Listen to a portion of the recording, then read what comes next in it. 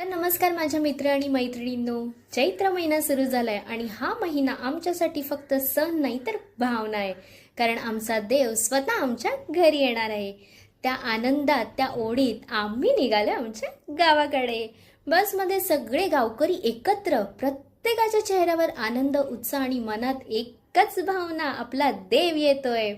प्रवास सुरू होता. मन आधीच घरी पोहोचलं होतं देवाच्या स्वागताच्या तयारीत. घरी आल्यावर कामाची लगबग सुरू झाली.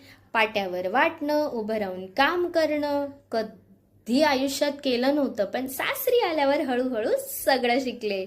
सासूबाईंनी जे प्रेमाने शिकवलं आणि तो क्षण आला ज्या क्षणाची आपण वर्षभर वाट बघतो. आमचा देव घरी आला. डोळे भरून आले, मन शांत झालं.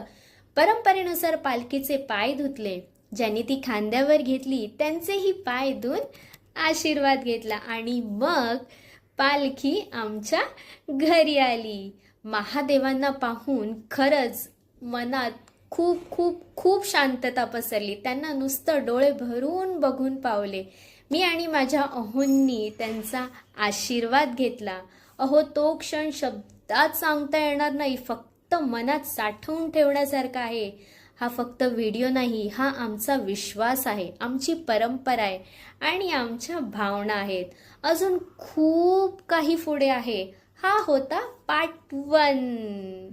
पुढचा भाग पाहण्यासाठी मला फॉलो करायला विसरू नका. हर हर महादेव.